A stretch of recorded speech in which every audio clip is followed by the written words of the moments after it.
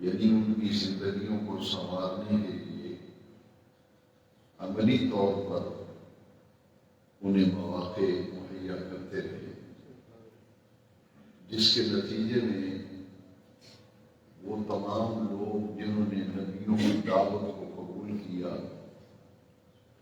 اور اللہ کریم کے احکام کو سن کر سمجھ کر ان پر ایمان بھی لائے اور ان پر عمل بھی کیا، ان لوگوں نے اپنی دنیاوی زندگی کو بھی بہتر بنا لیا اور اپنی آخرت کی زندگی کو بھی سنوار لیا۔ ایک ہے دین کی دعوت، دین کی تبلیغ، اور دوسرا کام تھا لوگوں کی اصلاح اور لوگوں کی تربیت۔ تیسرا کام یہ تھا کہ وہ لوگ جو دین سے وابستہ نہیں ہیں ان کو دین کی طرف دعوت دینا اور دین کی طرف بلانا۔ تمام انبیاء کرام نے انہی امور پر پوری زندگی توجہ دی اور مبارک کام پوری زندگی میں یہی کرتے رہے۔ اللہ رب العزت نے حضور خاتم النبیین صلی اللہ علیہ وسلم کی امت پر ایک ایسا کام جو ہے سپرد کیا، وہ کام جو انبیاء کرتے رہے، وہ کام جو پیغمبر کرتے رہے، وہ کام اللہ نے امت کے سپرد کیا اور ذمہ داری سونپی۔ یہ ذمہ داری سونپنے سے پہلے اللہ رب العزت نے حضور کی امت کو ان کا مرتبہ اور ان کا مقام اور اللہ رب العزت کی بارگاہ سے انہیں جو عزت ملی ہے پہلے اس کا ذکر فرمایا کہ تمہارا ایک مقام ہے، تمہارا ایک مرتبہ ہے، اس مرتبے کو پہچانو، اپنے مقام کو پہچانو۔ تم کوئی آزاد خیال یا آوارہ مزاج کے نہیں ہو۔ جب تم نے کلمہ شریف پڑھا ہے، دین کی دعوت کو قبول کیا ہے، اللہ رب العزت کی وحدانیت پر، اس کی توحید پر، اس کے پیارے محبوب صلی اللہ علیہ وسلم کی رسالت و نبوت پر ایمان لائے ہو، تو اب تم ایک ایسے دائرے کے اندر داخل ہو گئے ہو جو دین اسلام کہلاتا ہے۔ اب تمہاری جو زندگی ہے وہ پابند ہونی چاہیے اس دین کے مطابق۔ دین کو قبول کیا ہے، اللہ کو رب مانا ہے، اس کے محبوب صلی اللہ علیہ وسلم پر ایمان لائے ہو، ان کا کلمہ پڑھا ہے، ان پر ایمان لانے کے بعد تم ان کی امت قرار پائے ہو، لہذا اب تمہاری سوچ، تمہاری فکر، تمہارے زندگی کے تمام اعمال و افعال اس دین کے تابع ہونے چاہیے جس دین کے ساتھ تم وابستہ ہو۔ موجودہ دور میں ہمارے اندر جو بے عملی پائی جاتی ہے، اور یہ بے عملی جو ہے دن بدن بڑھتی چلی جا رہی ہے، دین سے بے رغبتی اور اپنی آخرت اور اپنی عاقبت اور اپنی قبر کے حوالے سے اس قدر غفلت امت مسلمہ میں پیدا ہو گئی کہ گویا لوگوں کو علم ہی نہیں کہ یہ زندگی ہمیں کیوں دی گئی ہے، اور جب ہم مر جائیں گے تو کیا یہ معاملہ ختم ہو جائے گا یا کہ اس زندگی کے بعد ایک اور زندگی شروع ہوگی۔ ان تمام معاملات سے غفلت جو ہے وہ انتہا کو پہنچتی چلی جا رہی ہے۔ اس لیے اب ضروری ہو گیا ہے کہ حضور کا ہر غلام، حضور کا ہر امتی، اور جو حضور سے خاص طور پر محبت کا دعوے دار ہے، اس پر ایک بہت بڑی ذمہ داری عائد ہوتی ہے۔ وہ ذمہ داری کیا ہے کہ کسی مرد حق سے وابستہ ہو کر اپنی زندگی کی اصلاح کریں، اپنی زندگی کو سنواریں، اور اگر ہو سکے تو دوسروں کی زندگی بھی سنواریں، نہیں تو کم از کم یہ تو ہو کہ اپنی عاقبت اور اپنی آخرت اور اپنی قبر جو ہے اسے تو بہتر بنا لیں۔ ہم نے اس دنیا کی زندگی کو کل سمجھ لیا ہے، یہ ہماری بہت بڑی ایک غلط فہمی ہے، اور ہم یہ چاہتے ہیں کہ یہ دنیا کی زندگی ہماری عیش و عشرت میں بسر ہو جائے، اس زندگی کی فکر ہی نہیں، اس زندگی کی طرف توجہ ہی نہیں جو کہ آخرت کی زندگی ہے۔ میں ایک آپ کو بات بتاتا ہوں کہ ہم نے اپنے بزرگوں سے سنا ہے کہ پاکستان بننے سے پہلے، جب ہندوستان پاکستان ایک ہی تھا، یہ تو 1947 میں 14 اگست کو 27 رمضان شریف کو پاکستان معرض وجود میں آیا تھا، تو 1947 سے قبل ہندوستان یہ سارا ہندوستان ہی تھا، مسلمان، ہندو اور تمام مذاہب کے لوگ اکٹھے رہتے تھے۔ ہم نے اپنے بزرگوں سے مسلسل بچپن میں بھی سنا، جوانی میں بھی سنا، تو اب بزرگ جو ہیں وہ تو اکثر دنیا سے رخصت ہو گئے، جو اہل اللہ تھے ان کے بعد پھر دوسرے بزرگ تشریف لے آئے، اسی طرح یہ نظام زندگی چلتا رہے گا۔ ہم نے ان سے سنا ہے کہ اگر کسی محلے میں سے آدمی گزرتا اور پتہ نہیں چلتا تھا کہ کون سا گھر مسلمانوں کا ہے، کون سا گھر ہندوؤں کا ہے، تو لوگوں نے ایک پہچان رکھی ہوئی تھی کہ جس گھر سے فجر کی نماز کے بعد قرآن مجید کی آواز، تلاوت کی آواز آتی تھی، لوگ یہ سمجھتے تھے یہ مسلمانوں کا گھر ہے۔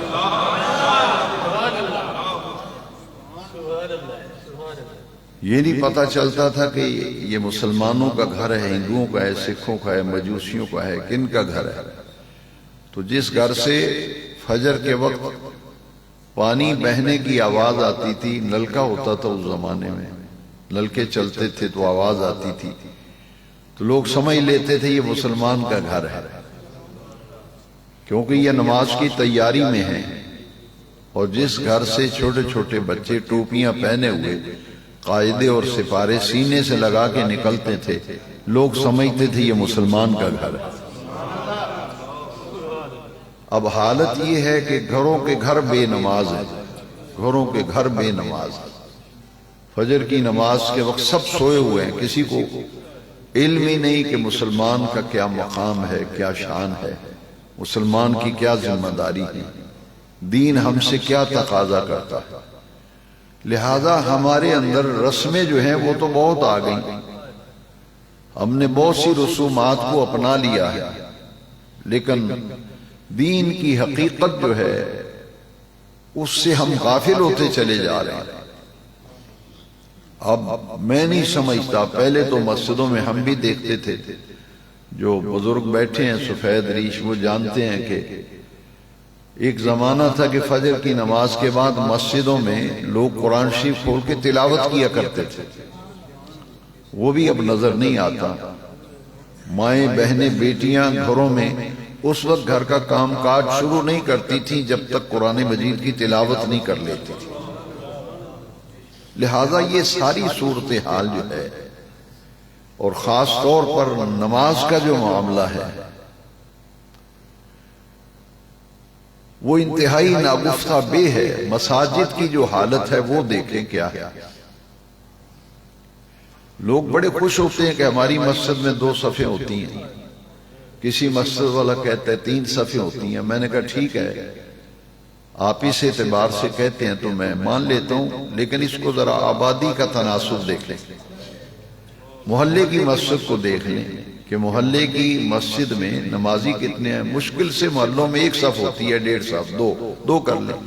فجر کی نماز میں تو بہت ہی بری حالت ہے، تو پورا محلہ مسلمانوں کا ہے، پورا محلہ مسلمانوں کا ہے، تو آبادی کے تناسب سے نمازیوں کی تعداد دیکھ لیں۔ اسی طرح آگے بڑھتے جائیں تو جمعہ جو ہے یہ مسلمانوں کی ہفتہ وار عید ہے۔ میں کئی مرتبہ آپ کو یہ حدیث سنا چکا ہوں کہ حضور نے فرمایا اللہ تبارک و تعالیٰ نے جمعے کے دن کو مسلمانوں کے لیے عید کا دن قرار دیا۔ یہودیوں کے ہاں عبادت کا دن جو ہے وہ ہفتے کا مقرر تھا، اور نصرانیوں میں یعنی عیسائیوں میں عبادت کا دن اتوار تھا، اور اہل اسلام کو جمعۃ المبارک دیا گیا اور اس دن کو سید الایام قرار دیا گیا۔ یہ تمام دنوں کا سردار ہے۔ اور پھر جمعے کی خاص عبادت جو ہے، آپ دیکھ لیں کہ ظہر کے وقت تو 4 رکعتیں پڑھی جاتی ہیں، لیکن جمعے میں 2 فرض ہیں، اس لیے کہ جو 2 خطبے پڑھے جاتے ہیں یہ دراصل ان 2 رکعتوں کے قائم مقام ہیں۔ اس لیے جمعے کا خطبہ جو ہے اس کی اہمیت کا اندازہ لگا لیں کہ ظہر کی 4 رکعتیں تھی، جمعے میں 2 رکعتیں کر دیں اور اس کی جگہ 2 خطبے رکھ دیے گئے، خطبتین۔ اور اسے پھر نبی کریم علیہ السلام نے جمعے کے خطبے کو فرض قرار دیا کہ جمعے کا خطبہ جو ہے یہ کیا ہے۔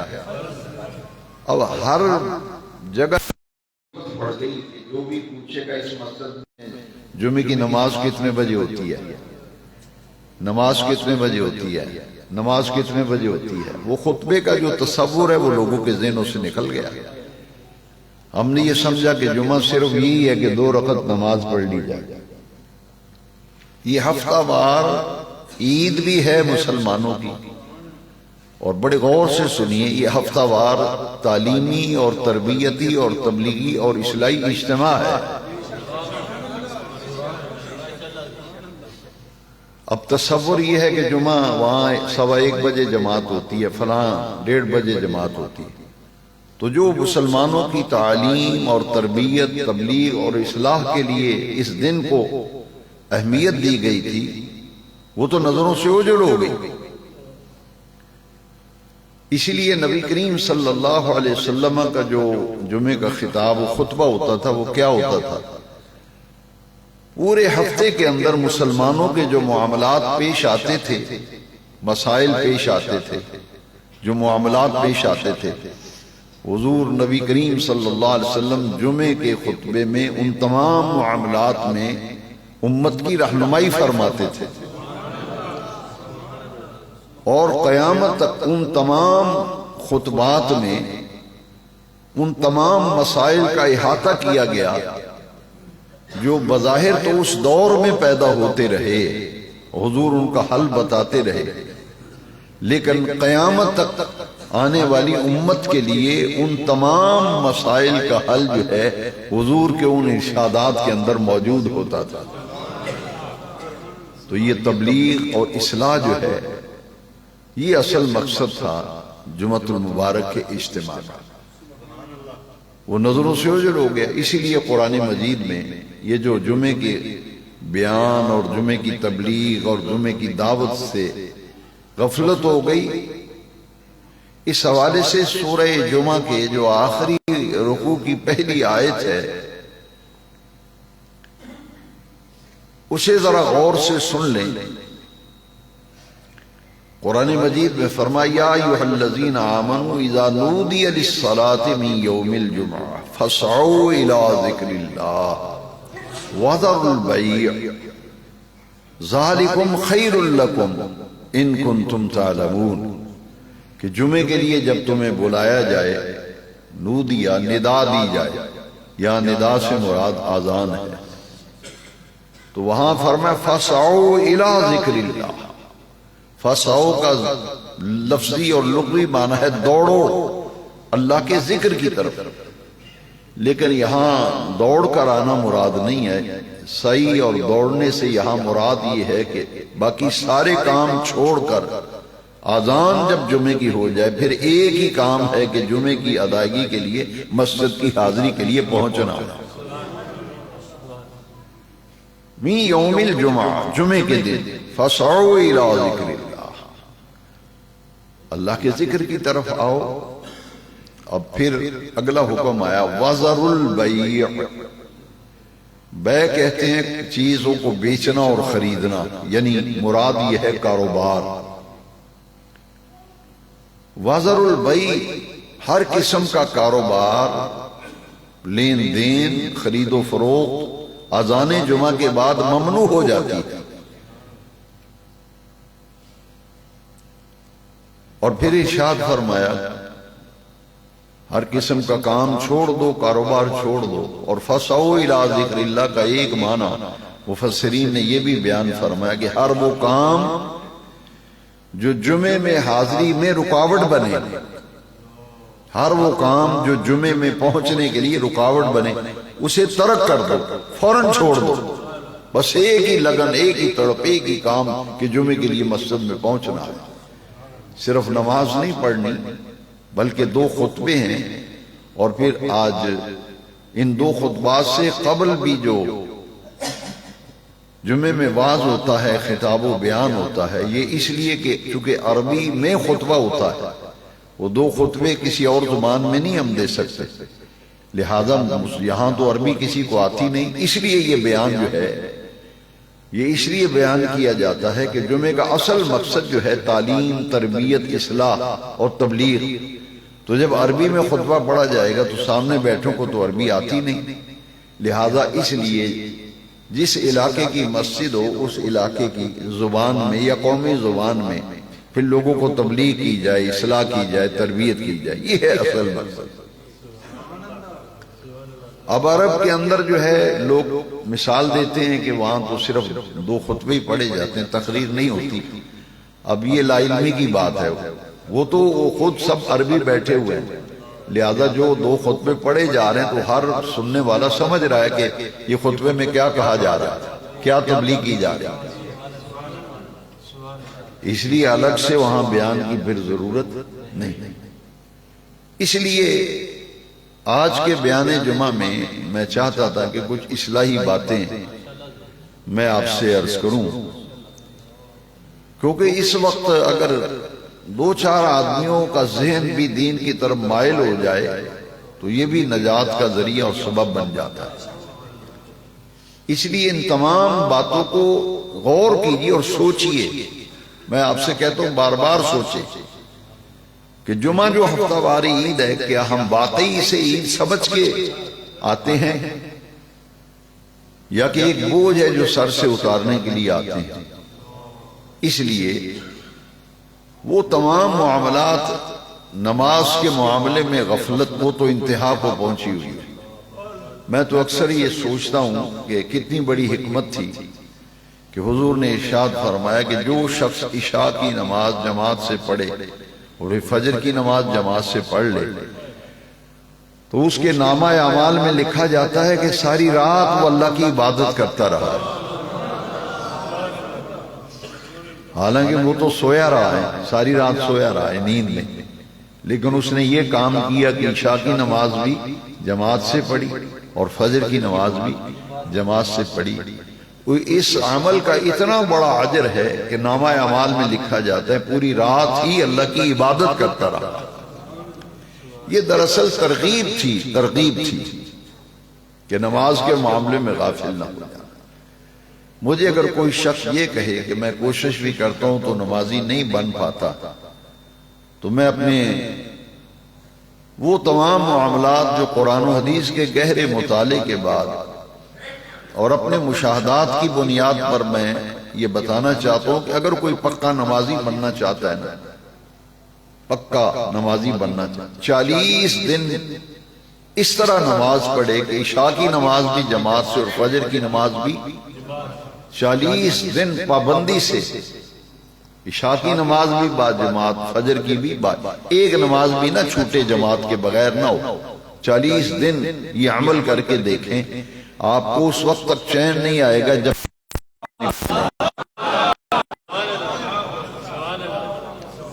نیند پھر بہت سے معاملات تو سارے ہی بگڑ گئے ہیں، سارے ہی بگڑ گئے۔ لیکن ایک آدمی کو اگر 5-6 بیماریاں بھی ہو جائیں تو ڈاکٹر کہتے ہیں پہلے جو بڑی بیماری کرتے ہیں نا، باقی بعد میں دیکھا جائے گا۔ پچھلے دنوں بیمار رہے، اللہ تعالیٰ نے بڑا کرم کیا، انہیں اللہ کریم نے صحت یابی دی، اور وہ تمام حضرات جو وہاں ہاسپٹل ان کا پتہ لینے کے لیے گئے اور مجھ سے بھی بار بار ان کی خیریت پوچھتے رہے، میں ان کا شکر گزار بھی ہوں۔ اللہ تعالیٰ ان سب دینی بھائیوں کو جزائے خیر دے۔ بہت تکلیف آئی بھائی صاحب کو، کئی شوگر تھی عرصے سے، کئی چیزیں جمع ہو گئی، تو ڈاکٹر صاحب نے جو بات کی نا اس سے میرا ایک ذہن بنا، تو میں نے وہ 4 تکلیفیں بتائیں کہ یہ بھی مسئلہ ہے، یہ بھی ہے، یہ بھی ہے، تو انہوں نے بڑا اچھا جواب دیا۔ انہوں نے کہا کہ اس وقت جو برننگ ایشو ہے نا، سب سے بڑا مسئلہ وہ ہارٹ کا ہے، لہٰذا ہم سے پہلے سب سے پہلے جو ہے نا وہ ہارٹ کا علاج کریں گے، وہ کڈنی کا اس کے بعد آئے گا، گردوں کا معاملہ جو ہے، پھیپھڑوں کا مسئلہ ہے وہ بعد میں آئے گا۔ یہ جو مین ایشو ہے نا پہلے اس کو کور کرتے ہیں۔ اللہ کرم فرمائے جب یہ سنبھل گئے اور یہ معاملہ بہتر ہو گیا تو باقی چیزوں کی طرف توجہ دیں۔ اس وقت جو مسئلہ ہے کہ اسلام کے اندر اور دین میں سب سے بڑا فرض جو ہے وہ ہے نماز، تو باقی معاملات تو بھائی بعد میں دیکھے جائیں گے، کیونکہ حدیث شریف میں ہے کہ قیامت کے دن سب سے پہلے جس عمل کا حساب و کتاب ہوگا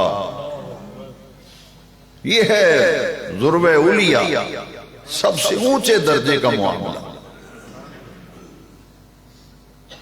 کہ اللہ کے ذکر کی جب بات ہوتی ہے، لوگ کہتے ہیں فلاں جگہ محفل ذکر ہے، فلاں جگہ حلقہ ذکر ہے، میں کہتا ہوں کہ اللہ کے ذکر کی سب سے اعلیٰ ترین صورت 5 وقتہ نماز ہے، اس سے بڑا کوئی ذکر ہی نہیں، نماز سے بڑا کوئی۔ اللہ کے ذکر کی جب ترتیب دی جائے گی تو سب سے پہلا درجہ جو ہے وہ کس کا آئے گا؟ ہاں جی، یہ میں اپنی طرف سے نہیں کہہ رہا کہ میں خطابت کر رہا ہوں تو خطیب کا جملہ آ گیا، نہیں، قرآن شریف کی آیت ہے اقم الصلاۃ لذکری، قرآن کی آیت ہے اقم الصلاۃ لذکری، میرے ذکر کے لیے، میری یاد کے لیے صحیح ادا کرو نماز۔ اولاد کو نمازی بنانا ماں باپ کی ذمہ داری ہے، اور بیوی کو نمازی بنانا شوہر کی ذمہ داری ہے۔ اب معاملہ الٹ ہو گیا ہے، تو نماز کے معاملے میں جو غفلت ہے، یہ تمام سامعین اور حاضرین کی اب ایک ذمہ داری ہے کہ سب سے پہلے تو خود ہم پابند ہوں نا، جب خود نہیں پابند ہوگی تو کسی کو کیا پابند کریں گے؟ اس لیے ہم عزم کریں، تہیہ کریں۔ پھر یہ جو رواج پڑ گیا ہے کہ بھئی لوگ جماعت کی پرواہ نہیں کرتے، بالکل نہیں کرتے، جماعت ہو جاتی ہے مسجد میں، لائنیں لگی ہوئی، اکیلے نماز پڑھ رہے، کیا میں پوچھنے کا حق رکھتا ہوں پھر اس اذان کی کیا اہمیت رہے گی؟ وہ تو اس لیے ہے کہ کوئی کسی مجبوری کے باعث جماعت میں نہیں آ سکا تو بعد میں آ کے پڑھ لے۔ میں یہ نہیں کہتا کہ بعد میں پڑھنا منع ہے، نہیں، پڑھ سکتے ہیں، جس کی نماز جماعت رہ جائے وہ آ کے پڑھے، اور زیادہ لوگوں کی رہ جائے تو زیادہ پڑھے، لیکن میں اور بات کر رہا ہوں، اسے عادت بنا لینا، جماعت کی پرواہ نہیں کرنی، اور پھر جب جماعت ہو جائے تو پھر اکیلے آ کے نماز پڑھتے ہیں۔ تو میں 2 چیزیں پھر پوچھنے کا حق رکھتا ہوں کہ مجھے اس کا آپ جواب آج نہیں تو اگلے جمعے دے دیں، کہ یہ جو جمعے کی اذان، یہ جو 5 وقت کی اذان ہوتی ہے جماعت کی، یہ کس لیے ہوتی ہے؟ یہ کس لیے ہوتی ہے؟ یہ اس لیے ہوتی ہے کہ وَارْقَعُوا مَعَ الرَّاقِعِينَ، نماز پڑھو لیکن فرمایا کہ رکوع کرو رکوع کرنے والوں کے ساتھ، اور اس کا ایک رکوع کہتے ہیں جھکنے کو، اور ایک اس کا معنی یہ ہے کہ جھکنے والوں کے ساتھ جھکو، جھکنے والوں کے ساتھ، رکوع کرنے والوں کے ساتھ رکوع کرو، یعنی نماز با جماعت، نماز با جماعت۔ ایک تو میں نے عرض کیا کہ جمعے کے معاملے میں جو غفلت ہے اسے دور کرنا چاہیے، کم از کم اس مسجد کے جو نمازی ہیں یا جمعے کے نمازی ہیں اس مسجد کے 5 وقتہ نماز، میں اس وقت ان سے یہ توقع رکھتا ہوں، کہتے ہیں کہ اپنے گھر سے ابتدا کرنی چاہیے، تو ہم مل کر یہاں سے کام شروع کریں، کہ ورکعوا مع الراکعين، کسی کی جماعت رہ جائے بعد میں پڑھے، جماعت رہ گئی بعد میں پڑھ لے، لیکن اتنی لاپرواہی کہ جماعت میں پہنچ سکتے ہیں، حاضر ہو سکتے ہیں، لیکن غفلت میں پڑے ہوئے ہیں اور کہتے ہیں خیر ہے بعد میں جا کے پڑھ لیں گے۔ بھائی بعد میں پڑھی جائے گی ٹھیک ہے، لیکن یہ جو اذان کس لیے ہو رہی ہے مسجد میں، 5 وقت کی اذان، یہ کیوں ہو رہی ہے؟ یہ اس لیے ہو رہی ہے کہ اب سارے کام چھوڑو، پہنچو مسجد میں اور باجماعت نماز ادا کرو۔ ورکعوا مع الراکعين، جھکنے والوں کے ساتھ جھکو۔ اور حضور کی یہ حدیث مبارکہ، میرے آقا کریم نے فرمایا میرا دل یہ چاہتا ہے کہ میں کسی کو کہوں کہ وہ میری جگہ وہ کھڑے ہو کے جماعت کرائے، اور جو لوگ جماعت میں نہیں آئے میں ان کے گھروں کو آگ لگا کے جلا دوں۔ یہ اس قدر شریعت مطہرہ کے اندر۔ پھر حضور نے فرمایا کہ ایمان اور کفر کی پہچان جو ہے وہ نماز ہے، ایمان اور کفر میں فرق کرنے والی شے نماز ہے۔ نماز کے معاملے میں جو شدید ترین غفلت ہے ہمارے اندر، اسے دور کرنے کی ضرورت ہے۔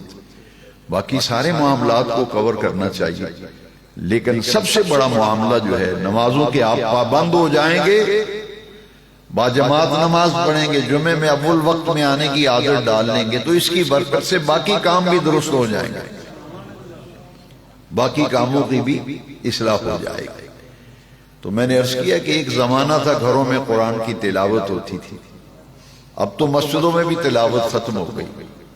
قرآن شریف جہیز میں دینے کے لیے رکھ لیا ہے، عدالتوں میں قسمیں کھانے کے لیے ہے، نئی دکان بنائی ہے، نیا مکان بنایا، مدرسے سے بچے بلا کے قرآن پڑھا لو، خود نہیں پڑھنا۔ اور جن کے والدین فوت ہوتے ہیں وہ کیا کرتے ہیں، مسجد سے بچے لا کے پڑھا لو، وہی خود کیوں نہیں پڑھتے؟ باپ تمہارا فوت ہوا ہے، ماں تو ہماری فوت ہوئی ہے، باپ ہمارا فوت ہوا ہے، مدرسے سے بچے بلا رہے، خود کیوں نہیں پڑھتے؟ خود ایک لفظ نہیں پڑھیں گے۔ تو حضور کی یہ جو حدیث شریف ہے کہ جو جمعے کے دن، پھر دیکھیں ذرا کہ ہمیں خود کیا کیا کرنا چاہیے۔ حضور فرمایا جو بندہ جمعے کے دن اپنی ماں باپ دونوں یا ایک فوت ہو گئے ہوں تو ان کی قبر کی جا کر وہاں زیارت کرے۔ یہ مشکات شریف میں حدیث شریف ہے اور اس کے راوی حضرت ابو ہریرہ ہیں رضی اللہ عنہ۔ وہ قبرستان میں جاؤ، والد والدہ دونوں یا ایک فوت ہو گئے، ان کی قبر پہ جا کے زیارت بھی کرو، قبر کی حاضری بھی دو اور ان کے لیے وہاں دعائے مغفرت کرو۔ تو حضور نے فرمایا جو شخص یہ عمل کرے گا اس کے لیے اللہ تعالیٰ کی بارگاہ سے مغفرت لکھ دی جاتی ہے۔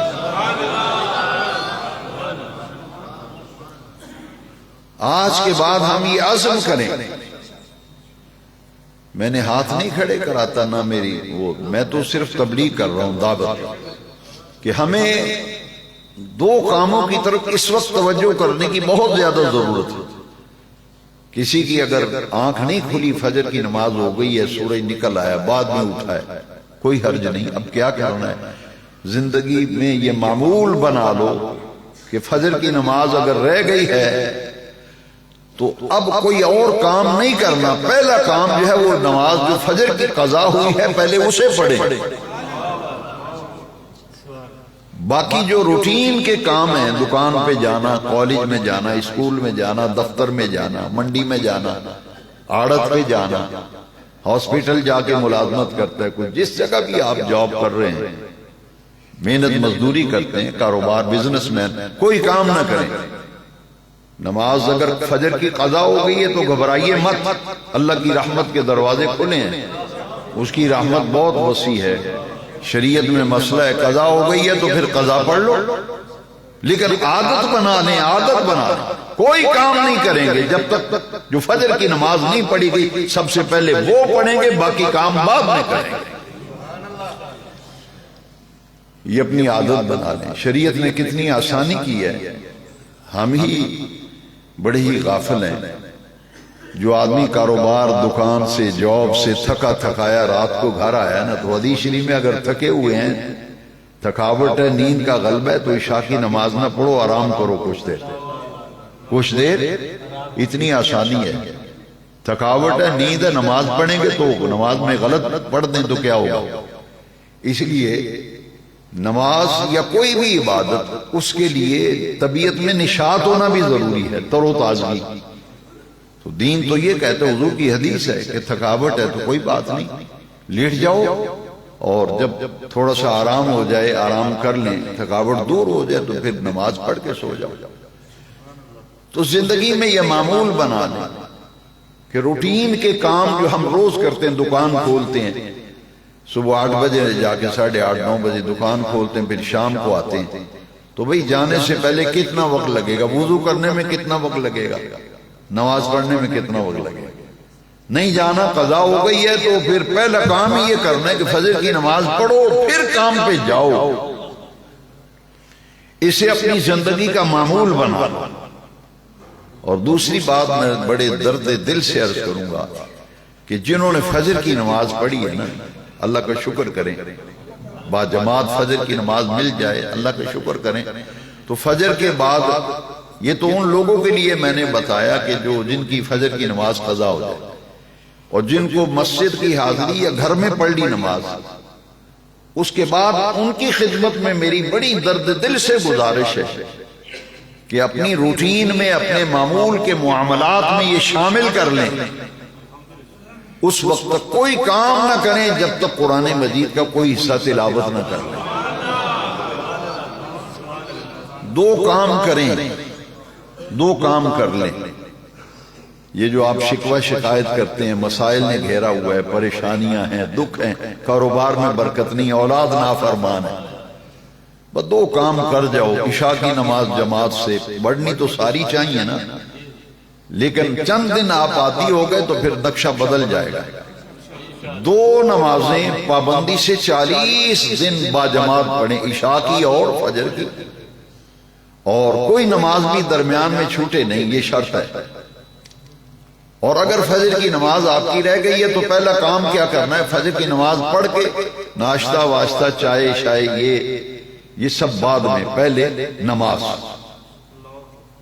اس کے بعد باقی کام۔ جنہوں نے فجر با جماعت پڑھی یا اکیلے پڑھی، کوئی کام نہ کریں جب تک قرآن مجید کی تلاوت نہ کر لیں۔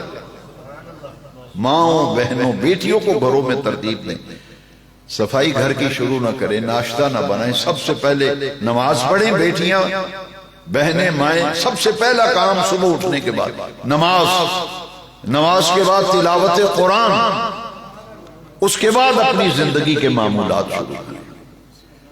پھر زندگی میں خیر ہی خیر ہے، پھر زندگی میں برکت ہی برکت ہے، پھر زندگی کے اندر رحمت بھی ہے، رافت بھی ہے۔ 2 حدیثیں اس وقت مجھے سامنے آ گئی، وہ میں 2 آپ کو سناتا ہوں۔ کہ لوگ کہتے ہیں جی یہ میری روٹین کا کام ہے۔ کئی دوست مجھے کہتے ہیں میرا کام روزانہ یہ ہے کہ میں فجر کی نماز پڑھ کے ماں باپ کی خبر پہ جاتا ہوں، اچھی بات ہے۔ کئی لوگ کہتے ہیں میں فجر کی نماز کے بعد واک کرتا ہوں، فجر کی نماز کے بعد میں واک کرتا ہوں، سیر کرتا ہوں۔ میں نے کہا ایک میرے کہنے پہ زندگی کے ان روٹین، کہتے ہیں میری زندگی کی روٹین یہ ہے میں 2 کلومیٹر روزانہ واک کرتا ہوں۔ میں نے کہا بڑی اچھی بات ہے، کرنی چاہیے۔ میں نے کہا میری درخواست پر اپنی روٹین میں 2 باتیں شامل کر لیں، ایک تو فجر کی نماز جماعت سے، اور اگر رہ جائے تو پہلا کام جو قضا ہوئی ہے فجر وہ پڑھیں، اس کے بعد قرآن شریف کی تلاوت کو اپنے معمولات زندگی میں لاؤ، قرآن شریف کی تلاوت کو اپنی روٹین میں لاؤ۔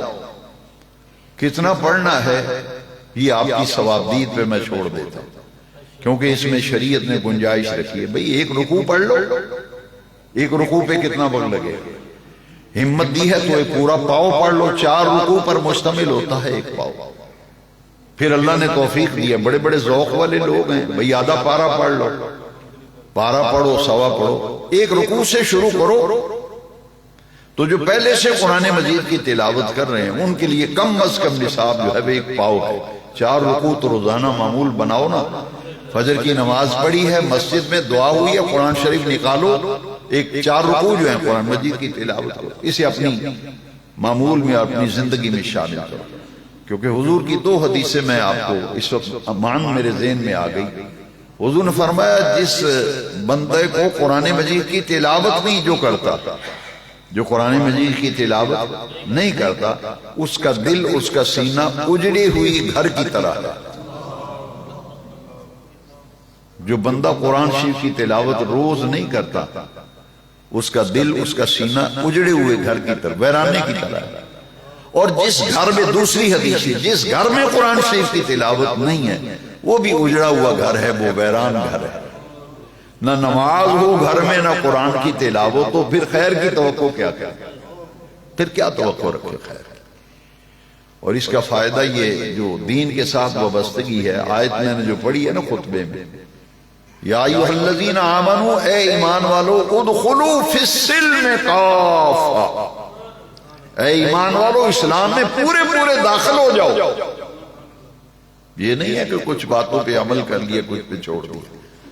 ادخلوا فی السلم کافہ، مکمل طور پر پورے کے پورے دین اسلام میں داخل ہو جاؤ۔ وہ تو تب ہی ہے کہ جب بھی دیکھیں تو نماز اذان ہو گئی ہے تو پھر مسجد میں نمازی آتے ہوئے نظر آئے، طبیعت مائل ہو عبادت کی طرف۔ اسلام میں داخل ہوں گے تو پہلا کام نماز ہے، سب سے بڑا فرض، سب سے بڑی ذمہ داری، اس سے بڑا کوئی کام ہی نہیں، اس سے بڑی کوئی ذمہ داری نہیں۔ دوسری حدیث شریف میں نے آپ کو سنائی کہ جو قرآن مجید کی جس گھر میں تلاوت نہیں ہوتی وہ اجڑا ہوا گھر ہے۔ یہ آپ نماز کی پابندی کریں گے، قرآن شریف کی تلاوت کریں گے، رمضان شریف کے روزے مکمل رکھیں گے، یہ فرض ہے نا، زکوٰۃ فرض ہے، حج فرض ہے، فرائض تو ادا کرنے۔ جو بندہ نمازوں کی پابندی کرتا ہے، قرآن مجید کی تلاوت کرتا ہے، روزے پابندی سے رکھتا ہے، صدقہ خیرات کرتا رہتا ہے، مالی عبادت بھی اللہ کے راستے میں مال خرچ کرتا رہتا ہے، اتنا بڑا فائدہ ہے قرآن کی تلاوت۔ اس لیے زور دے رہا ہوں کہ اپنی روٹین میں لاؤ، زندگی کے معمول میں لاؤ۔ اس کا فائدہ مرنے کے بعد قبر میں ملے گا، کیونکہ دین کہتا ہے کہ آخرت بھی سنوارو، دنیا بھی سنوارو۔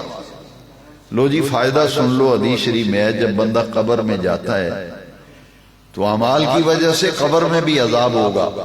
حدیث شریف میں عذاب قبر برحق ہے۔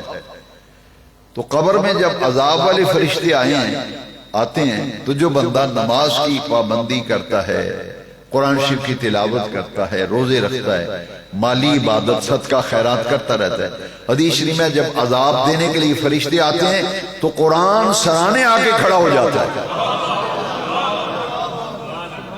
یہاں قرآن سے مراد وہ تلاوت ہے جو اس بندے نے کی ہوگی، وہ سرانے کی طرف آئے، وہ عذاب والے فرشتوں کو کہے گا ہٹ جاؤ، میں اس کی وہ تلاوت ہوں جو دنیا میں کیا کرتا تھا۔ یہ تو دن کی روٹین اور معمولات کام شروع نہیں کرتا تھا جب تک قرآن نہیں پڑھ لیتا تھا۔ اگرچہ 4 5 6 آیتیں پڑھ لو، آیت الکرسی پڑھ لو، قرآن شریف کی ایک مکمل آیت ہے، روٹین میں لاؤ قرآن مجید کی تلاوت کو، معمولات میں لاؤ، قبر میں جاتے ہی فائدہ ہوگا۔ اگر عذاب کے فرشتے آتے ہیں تو کہتے ہیں ہٹ جاؤ، ہم اس کی تلاوت ہیں، یہ دنیا میں تلاوت کیا کرتا تھا۔ فرشتے پھر دائیں طرف سے جب آتے ہیں تو نماز آ جاتی ہے، نماز کہتی ہے عذاب والے فرشتوں ہٹ جاؤ، میں اس کی وہ نماز ہوں جو دنیا میں پڑھا کرتا تھا۔ پھر بائیں طرف سے جب عذاب دینے والے آتے ہیں تو ادھر روزہ آ جاتا ہے، روزہ کہتا ہے ہٹ جاؤ، یہ تو پابندی سے رمضان شریف کے روزے رکھتا تھا۔ جو صدقہ خیرات کیا ہوگا، نفلی نیکی کی ہوگی، وہ پاؤں کی طرف سے آتی ہے، عذاب کے فرشتوں کو کہتی ہے ہٹ جاؤ، ہم اس کا وہ صدقہ و خیرات ہیں جو دنیا میں اپنے ہاتھوں سے کیا کرتا تھا۔ یہ میرے آقا کی حدیث شریف ہے۔ یہ اعمال قبر میں نصرت کریں۔ لہذا میں آپ سے یہ آج اصلاحی گفتگو میں نے کی ہے کہ تاکہ وہ عملی زندگی جو ہماری دن بدن ابتر ہوتی چلی جا رہی ہے، وہ مسائل جن کا پوچھا ہی نہیں جانا، وہ مسائل جن کی ضرورت ہی نہیں، ہر کوئی اس پہ لگا ہوا ہے، ہر کوئی اسی پہ بحثیں کر رہے ہیں۔ بھئی جو اصل کرنے کا کام ہے، مسجدیں تمہاری خالی ہیں، تم کن مسائل میں ڈنڈے لے کے لڑ رہے ہو، مر رہے ہو۔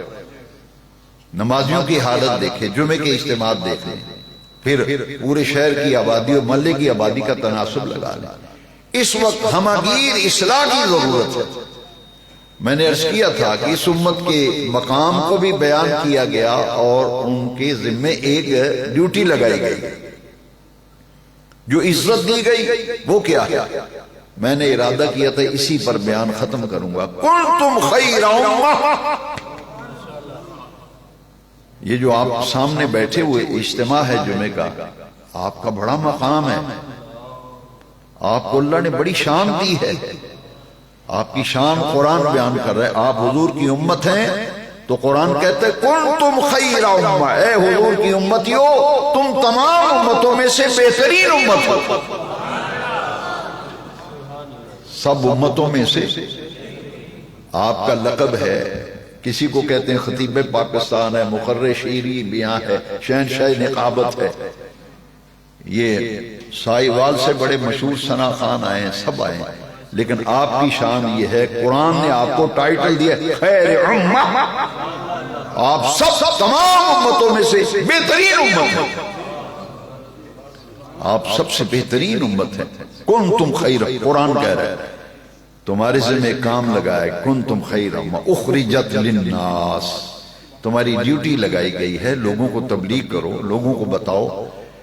جو دوست آبا ہیں ان کو ترغیب دو، جن سے تعلق ہے ان کو دین کی طرف لاؤ، ان کو آخرت کی فکر، قبر کی فکر یاد دلاؤ. نمازوں کی دعوت دو، دین کی دعوت. اخرجت للناس، لوگوں کے لیے تمہیں بنایا گیا ہے. ڈیوٹی کیا لگائی؟ تعمرون بالمعروف وتنہون عن المنکر. خود بھی نیک کام کرو، دوسروں کو بھی نیکی کا حکم دو.